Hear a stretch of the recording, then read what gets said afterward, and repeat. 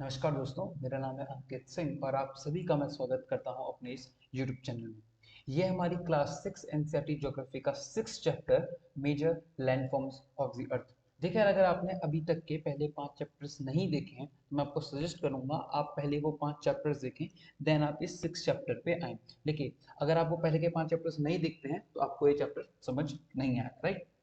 देखिए, अब हम बात करेंगे लैंडफॉर्म्स के बारे में। अर्थ के सरफेस पे कौन कौन से लैंडफॉर्म्स हैं। देखिए, you will notice that the surface of the earth is not same everywhere. देखिए, जो अर्थ का जो सरफेस होता है वो हर जगह क्या नहीं होता है, सेम नहीं होता है। कहीं पे माउंटेन्स होते हैं, कहीं पे प्लेन्स होते हैं, कहीं पे प्लेट्यूज होते हैं और बहुत सारे डिफरेंट डिफरेंट लैंडफॉर्म्स होते हैं। अभी आपको एक पिक्चर दिखाऊंगा यहाँ पे एनसीईआरटी का ही।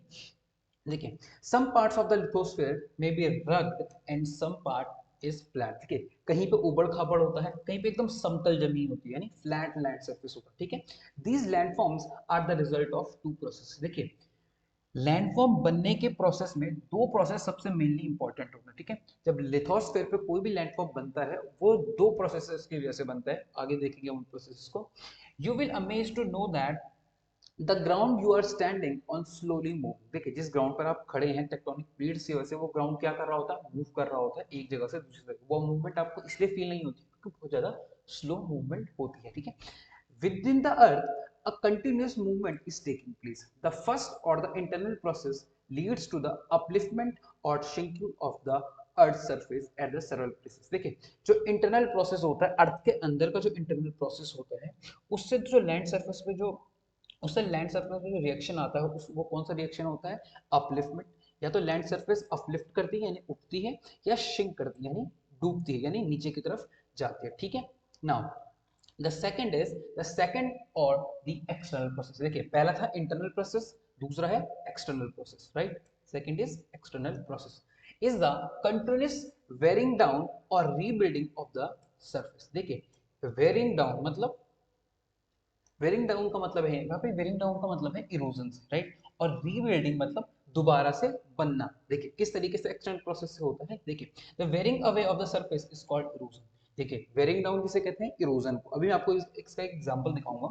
The surface is being load by the process of erosion and rebuild by the process of deposition. देखिए, देखिए एक सरफेस है, सपोज कीजिए एक पहाड़ है, राइट? ये पहाड़ है, इस पहाड़ से एक नदी निकली और नदी ने क्या किया, यहाँ से कुछ सिल्ट को इरोड किया, राइट? सिल्ट को इरोड किया। अभी जब सिल्ट को इरोड करेगी ये रिवर, तो ये रिवर अपने बैंक्स पर बहुत सारी क्या लेके आएगी, मिट्टी लेकर आएगी, जिसकी वजह से यहाँ पर क्या फॉर्म होगा, एक प्लेन फॉर्म होगा, राइट? नदी के इस किनारे पर एक क्या होगा, प्लेन फॉर्म होगा। तो यहाँ से माउंटेन से जब ये नदी निकल रही है तो यहाँ पर क्या कर रही है, इरोजन। और जब ये नदी यहाँ पे आकर इस सिल्ट को डाल रही है, इस यहाँ पर क्या हो रहा है, डिपोजिशन। ठीक है, तो इरोजन से भी यहाँ पर क्या हो रहा है, लैंडफॉर्म बन रहा है, और डिपोजिशन से भी क्या बन रहा है, एक लैंडफॉर्म बन रहा है। These two processes are carried out by running water. देखिए, ये जो दो प्रोसेस होते हैं ये किससे कैरी होते हैं, रनिंग वाटर से। और रनिंग वाटर किस फॉर्म में हो सकता है, किसी भी फॉर्म में हो सकता है। ठीक है, रनिंग वाटर हो सकता है, आइस हो सकती है, एंड द विंड। ठीक है, इसके लिए एक फॉर्म हो सकता है, विंड भी इसका एक जरिए हो सकता है। देखा होगा आपने, जब हवा चलती है तो मिट्टी एक जगह से दूसरी जगह जाती है। जब वो एक जगह से जाती है हम उसे बोलते हैं इरोजन, और दूसरी जगह पे जाके जाके जाके जब वो बैठती है हम उसे बोलेंगे डिपोजिशन। ठीक है, broadly we can we can group different landforms depending on the elevation and the slope, mountains, plateaus and plains। देखिए, मोस्टली हम जब किसी लैंडफॉर्म को हम डिवाइड करते हैं तो ऑन द बेसिस ऑफ किस किस बेस पे हम उनको डिवाइड करते हैं, on the basis of elevation and slope. देखिए, सपोज कीजिए ये फ्लैट लैंड है, ठीक है, ये प्लेन है, ठीक है। उसके बाद ये थोड़ा सा ऊपर गया, ये हमारा प्लेट्यू हो गया, ठीक है। ये थोड़ा सा नीचे गया, ये डिप्रेशन हो गया। इसके बाद ये थोड़ा सा ऊपर जब जाएंगे तो ये माउंटेनस हो गया, देन ये ओके, ठीक है। तो landform on the basis of of कितने पार्ट्स में डिवाइड है, देखिए, plains, plateaus and mountains, right?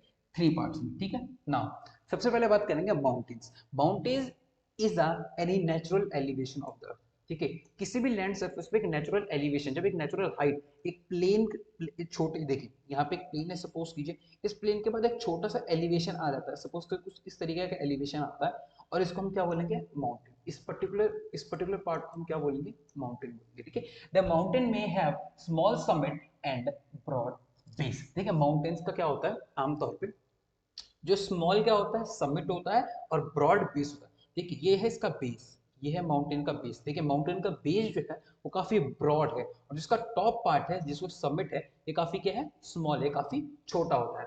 It considerably higher than the surrounding area. ठीक है, ये कंसिडरेबली जो माउंटेन्स होता है हायर एरिया से क्या होता है, जो दूसरे एरियाज होता है कंसिडरेबली जो दूसरे एरियाज से होता है उनसे हाइट में क्या होता है थोड़ा ज्यादा होता है। ठीक है, some mountains are even higher than the clouds. देखिए आपने देखा होगा कि कुछ माउंटेन्स क्या हैं क्लाउड से भी बड़े होते हैं। देखिए मैं देहरादून में रहता हूँ और देहरादून में मेरे ठीक घर के सामने मसूरी की पहाड़ियां हैं, तो मसूरी की पहाड़ियों के नीचे कई बार मुझे क्लाउड्स दिखाई देते हैं और मसूरी की जो पहाड़ियां हैं मुझे उसके ऊपर दिखाई, यानी क्लाउड्स नीचे हैं और पहाड़ उससे बड़े बड़े हैं, राइट।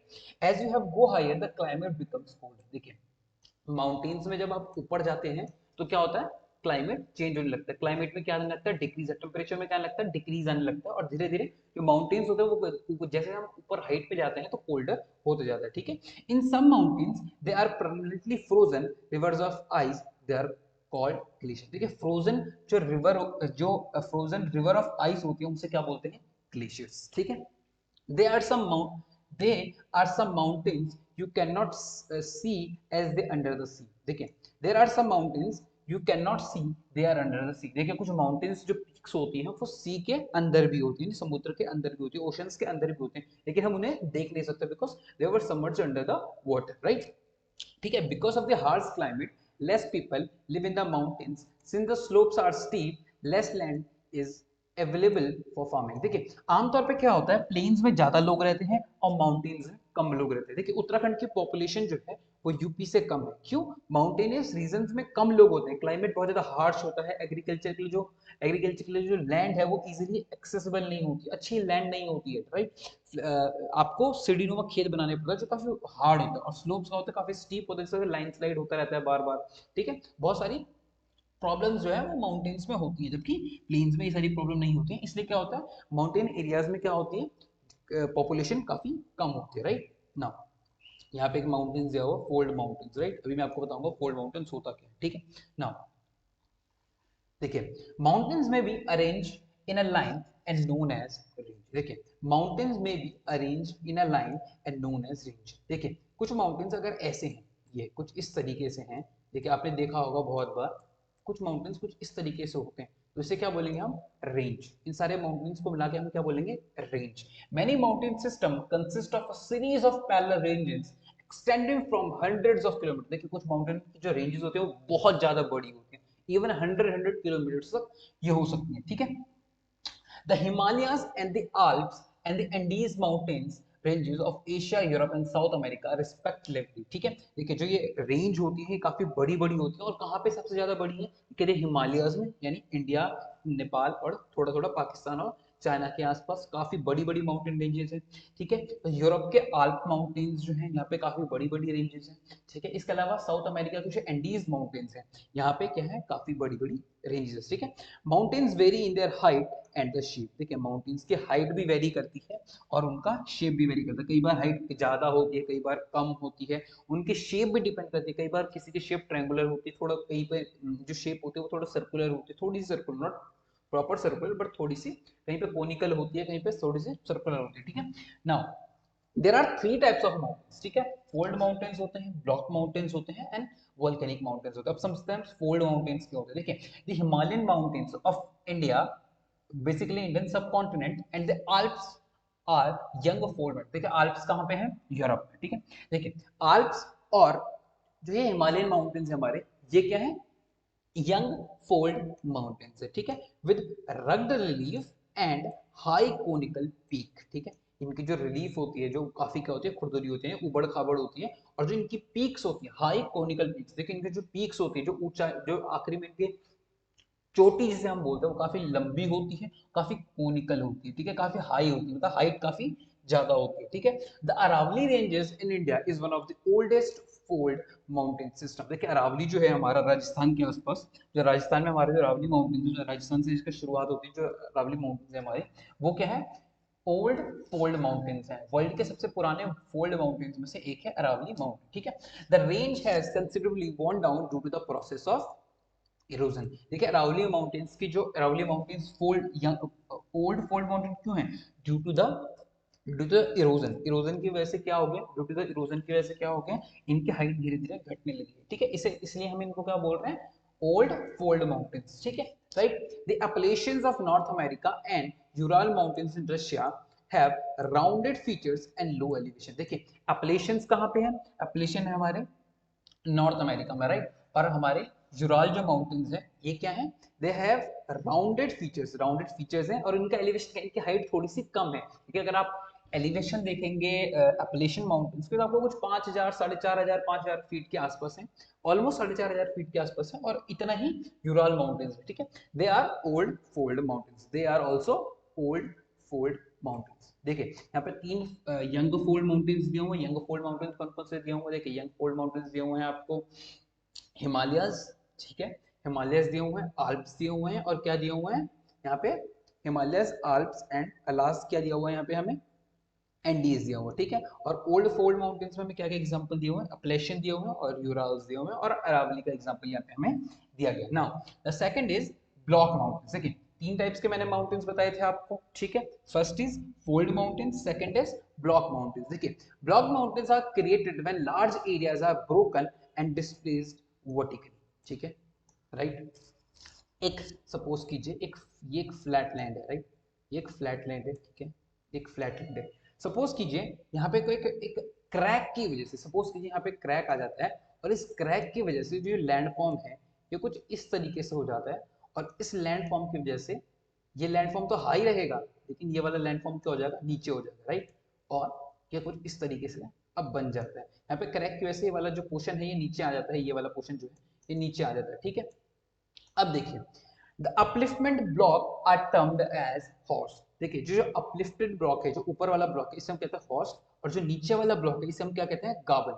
द राइन वैली, देखिए जो राइन वैली है, जर्मनी और फ्रांस, जो जर्मनी और फ्रांस की जो बाउंड्री है वहां पे है राइन रिवर। राइन रिवर जो वैली क्रिएट करती है, उस राइन रिवर की वैली के आसपास and Vosges mountains in Europe are the example of such mountain. देखिए आपको ये माउंटेन कहाँ देखने को मिले? राइन वैली में, और वोजेस माउंटेन में आपको ये हॉर्स और गार्बन यानी ब्लॉक माउंटेन्स की एग्जाम्पल आपको मिल जाएंगे, right. Now the last is volcanic mountain. देखिए जैसे इसका नाम है वॉल्केनिक माउंटेन, जैसे ही वॉल्केनिक इरप्शन होगा, वॉल्केनिक इरप्शन के बाद जो विस्कस मैटर होगा वो एक पहाड़ के आसपास जमने लगेगा, राइट। सपोज कीजिए ये एक वॉल्केनो है, राइट। ये क्या है? वॉल्केनो है, ये वॉल्केनो का यहाँ से, ठीक है, इसका माउथ है वॉल्केनो का। अब यहाँ से वॉल्केनो से यह मटीरियल निकला, ठीक है। अब ये मटीरियल जब निकला तो ये मटीरियल यहाँ पे जमा हो जाएगा, राइट। ये मटीरियल यहाँ पे जमा हो जाएगा, और जब ये मटेरियल गर्म होगा तब तो ये तो नीचे बहेगा, लेकिन जैसे जैसे ठंडा होने लगा यहाँ पे क्या होने लगेगा? हार्ड होने लगेगा, और जैसे जैसे हार्ड होने लगेगा तो ये माउंटेन्स कुछ ऐसा बनना शुरू हो जाएगा, right. And this mountain is known as what? Volcanic mountains. ऐसा देखिए यहाँ पे एग्जांपल भी दिया हुआ है, माउंट क्लेमेंजारो। देखिए माउंट क्लेमेंजारो को एग्जांपल दिया हुआ है in Africa, and Mount Fujiyama in Japan are the example of such mountain. देखिए फ्यूजियामा माउंटेन का आपने एग्जांपल डोरेमोन में भी देखा होगा। डोरेमोन में जो शून्य होता है वो फ्यूजियामा माउंटेन को घूमने जाता होता है बार बार, right. Now mountains are very useful. देखिए माउंटेन्स का होता है बहुत ज्यादा यूजफुल होता है। Mountains are storehouse of the water. देखिए माउंटेन्स को क्या कहा जाता है? Storehouse of the water. क्यों? बहुत सारी जो रिवर्स होती हैं इन्हीं माउंटेन्स से होकर निकलती हैं। माउंटेन्स में क्या होता है? ओरिजिन ऑफ रिवर होता है, ठीक है। Many river have their source in the glacier. देखिए बहुत सारी रिवर्स का जो सोर्स होता है, मोस्टली जो हिमालयन रिवर्स है हमारी, मोस्ट ऑफ द हमारी जो हिमालयन रिवर्स है उनका सोर्स क्या है? एक ग्लेशियर्स है। इसलिए क्या कहा जा रहा है? माउंटेन्स को क्या कहा जा रहा है? Storehouse of the store house कहा जा रहा है, स्टोर हाउस ऑफ वाटर कहा जा रहा है, ठीक है। Reservoir are made and water is harnessed for the use of people, ठीक है। देखिए रिजर्वायर बनाया जाता है, वाटर की साथ बहुत सारी यूजेस होती हैं, आप सभी को पता है। Water from the mountains is also used for the irrigation and generation of hydro electricity. Mountains का यूज किस लिए किया जाता है? प्लेन्स एरियाज में प्लेन्स एरियाज में इरिगेशन के लिए किया जाता है। इसके अलावा हाइड्रो इलेक्ट्रिसिटी बनाई जाती है, ठीक है।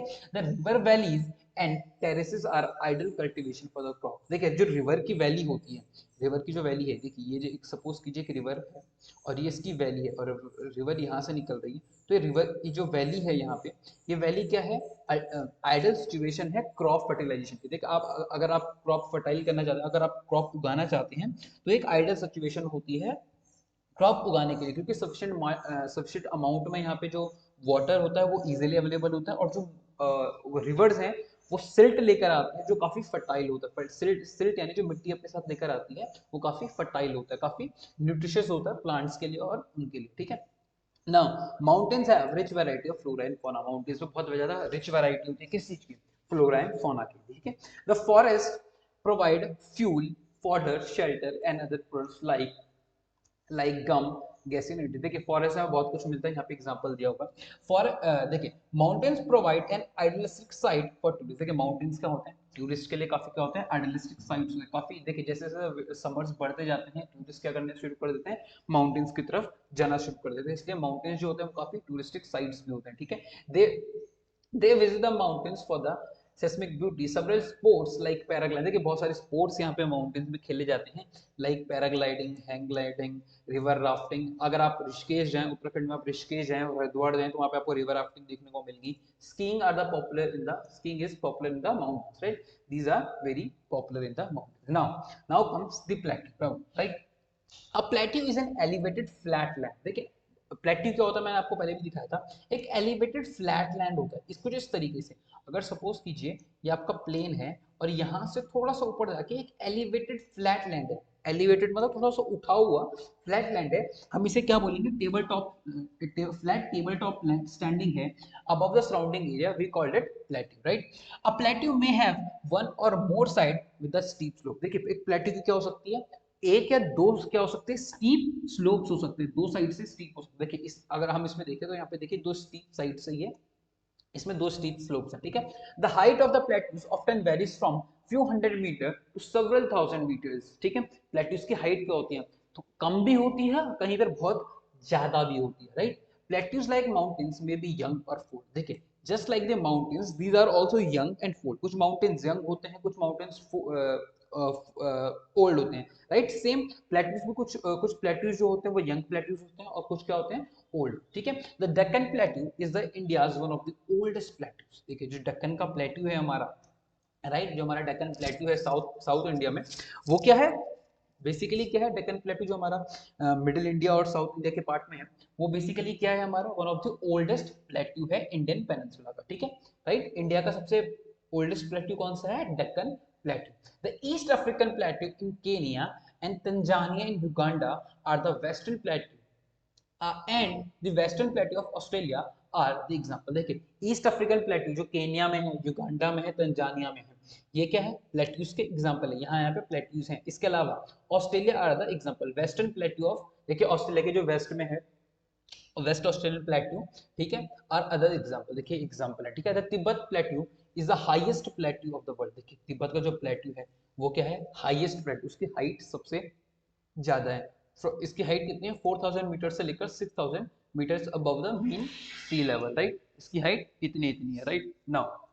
Now come to the plateaus are very useful. देखिए प्लेट्यूज क्या होता है, just like the mountains, mountains are the storehouse of the water, just like the plateau, just similar to the mountains, plateaus have also their economic value, right. Plateaus की economic value क्या होती है, ये बहुत ज्यादा useful होते हैं किस चीज के लिए, मिनरल्स डिपॉजिट के लिए। बहुत सारी जो मिनरल्स हैं आपको इन इन प्लेट्यूज में मिलेंगे, ठीक है। अगर आप इंडिया के डेक्कन प्लेट्यू में देखें तो आपको दिखेगा कि बहुत सारी कोल माइंस मिनरल माइंस आपको इन प्लेट्यूज में मिलेगी इंडिया में भी, ठीक है। As a result many of the mining areas of the world are located in the plateau areas, ठीक है, ठीक है।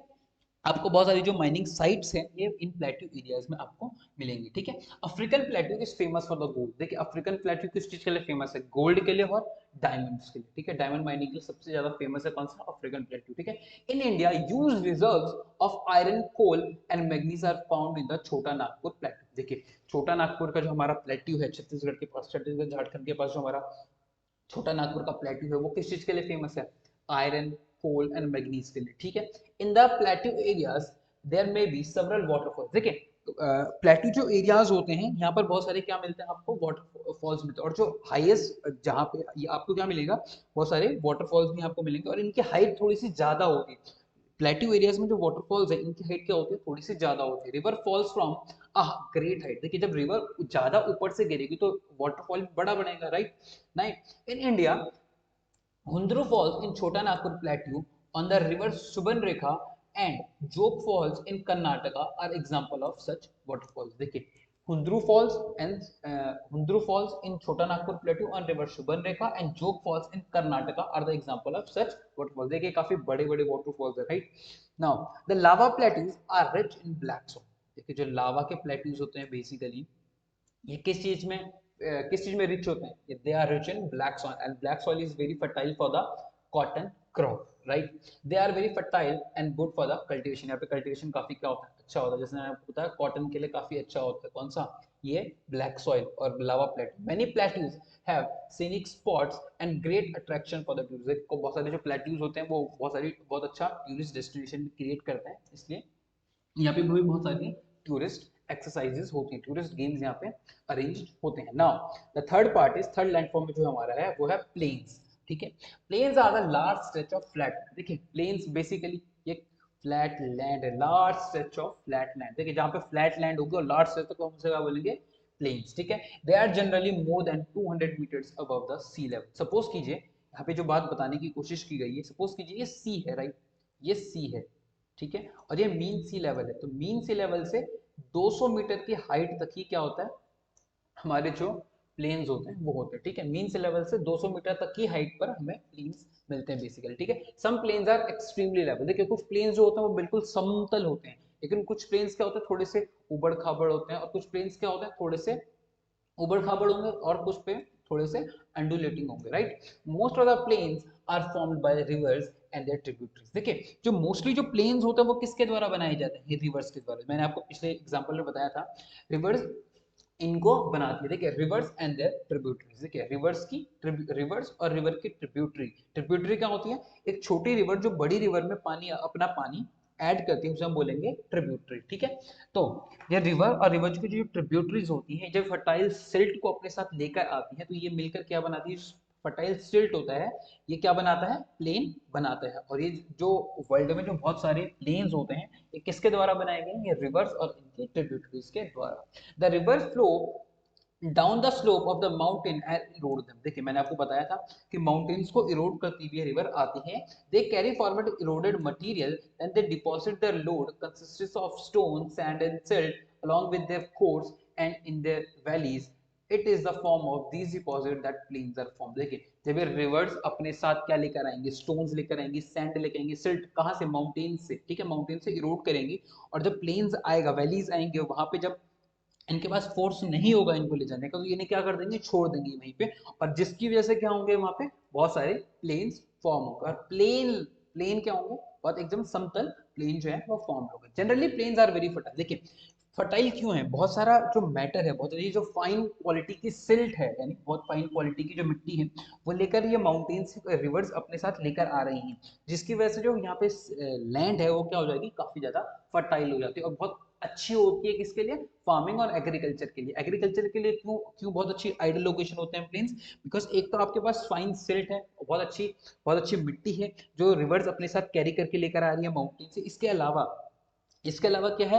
रिवर वहां पर ड्रेनेज सिस्टम प्रोवाइड करती है, इरिगेशन प्रोवाइड करते हैं, रिवर वाटर वहां पे इरिगेशन प्रोवाइड करते हैं। ठीक है, construction of transport network is, देखिए कंस्ट्रक्शन ऑफ ट्रांसपोर्ट नेटवर्क। देखिए अगर आपको नेटवर्क ट्रांसपोर्टेशन नेटवर्क देखिए, अगर आप देखेंगे तो प्लेन्स में क्या होता है? काफी अच्छा होता है, डेवलप्ड होता है, काफी ईजी होता है इसको डेवलप करना, लेकिन माउंटेनियस एरियाज में काफी मुश्किल होता है ट्रांसपोर्ट एंड कम्युनिकेशन को डेवलप करना। ठीक है, thus this plains are thickly populated regions of the world. देखिए इस अगर वहां पे लैंड अच्छी है, वाटर की एक्सेसिबिलिटी है, तो इसका मतलब है कि वहां पे पॉपुलेशन भी ज्यादा होगी। आप देखेंगे अगर तो वर्ल्ड की जो बहुत सारी पॉपुलेशन तो वो ज्यादा रिवर बेसिन्स के आसपास होती है। ठीक है, रिवर के आसपास ही रहते हैं, बिकॉज एग्रीकल्चर लैंड होता है, वाटर की एक्सेसिबिलिटी होती है, कंस्ट्रक्शन इजीली हो जाता है, ट्रांसपोर्ट एंड कम्युनिकेशन बहुत इजीली अवेलेबल हो जाता है। इस वजह से जो वर्ल्ड की जो बहुत सारी पॉपुलेशन होती है, बहुत ज्यादा पॉपुलेशन जो होती है वो रिवर के किनारे रहती है। ठीक है, now some of the largest plains are made by rivers are found in Asia and North America. ठीक है, नॉर्थ अमेरिका और एशिया में जो ये रिवर्स बहुत बड़े बड़े प्लेन्स बनाते हैं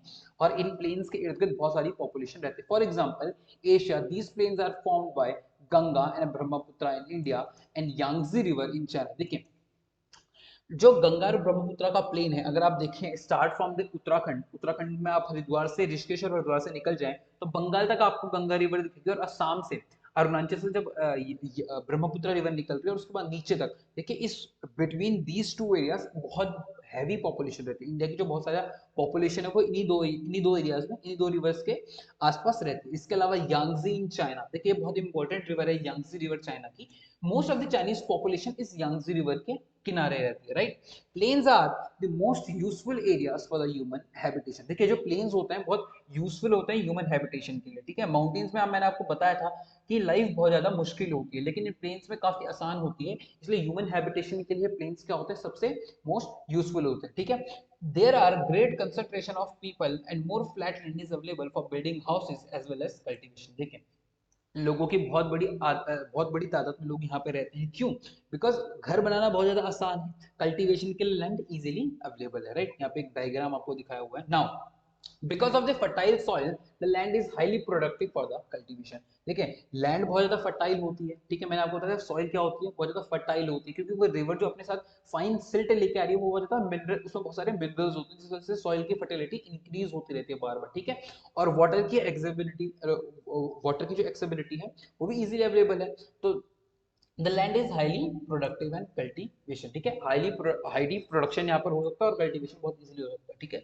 इन India to the Ganga Indo Gangetic plains are the most densely populated regions of the country, ठीक है।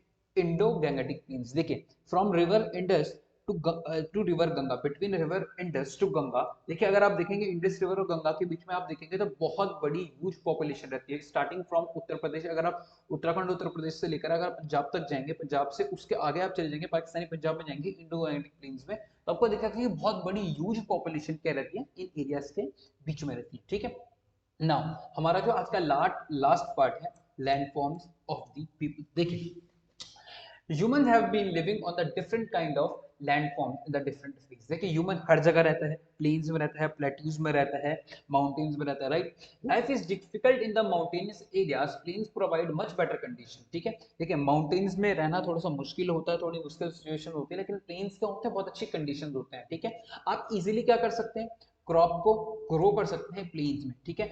आप घर इजीली बना सकते हैं, ठीक है। आप रोड इजीली बना सकते हैं देन दी माउंटेन, ठीक है। माउंटेन्स में रोड बनानी काफी क्या होती है, मुश्किल होती है, because of the landslide. Landslide बहुत इजीली हो जाता है, जैसे रोड बार बार टूटती है, बार बार बनानी पड़ती है, लेकिन आपको प्लेन्स में ऐसा नहीं करना पड़ता, ठीक है, ठीक है। You now sometimes natural calamities such as earthquake, volcanic eruption, storms and flood cause widespread destruction। देखिए कई बार जो है नेचुरल क्लैमिटीज आती हैं, नेचुरल डिजास्टर्स आते हैं, ये क्या करते हैं, बहुत ज्यादा डिस्ट्रक्शन क्रिएट करते हैं, ठीक है, right. Huge loss of life and property takes place. देखिए इन नेचुरल क्लैमिटीज की वजह से कई बार बहुत ज्यादा लॉस होता है लाइफ को और प्रॉपर्टी की, इकोनॉमी का भी बहुत बड़ा लॉस होता है और लाइफ का भी बहुत बड़ा लॉस होता है।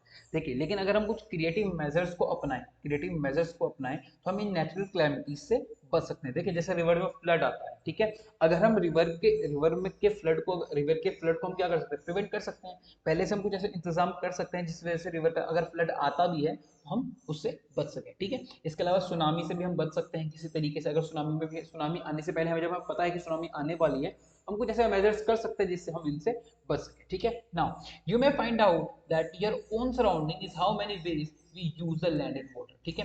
Quite often we use the land in a wasteful manner. देख कई बार क्या होता है, देखिए हमको पता है, वी ह्यूमंस नो दैट ये लैंड जो है हमारे लिए बहुत फर्टाइल है, बहुत यूजफुल है, लेकिन उसके बाद भी हम क्या करते हैं, लैंड का ये जो रिसोर्सेज हैं हम उनका क्या करते हैं, वेस्टफुल मैनर में यूज करते हैं। किस तरीके से, कई बार हम क्या करते हैं, एग्रीकल्चर लैंड में घर बनाते हैं। अगर हम एग्रीकल्चर लैंड में मकान बनाएंगे, अपना घर बनाएंगे, तो क्या होगा, इसकी वजह से क्या होगी, एक एग्रीकल्चर लैंड क्या हो जाएगी, डिस्ट्रॉय हो जाएगी। कई बार हम क्या करते हैं, एक नदी बह रही होती है, उस नदी में हम क्या कर देते हैं, कूड़ा फेंक देते हैं, जिस वजह से नदी क्या हो जाती है, खराब हो जाती है, ठीक है। और कई बार जब हम उस नदी में बहुत सारा गंदा कचरा हम उसमें फेंकते हैं, तो जो मरीन एनिमल्स होते हैं, जो मरीन इकोसिस्टम होता है, वो क्या हो जाता है, कई बार उससे डिस्ट्रॉय हो जाता है, ठीक है। Now this is for this chapter. Now I hope you will like it.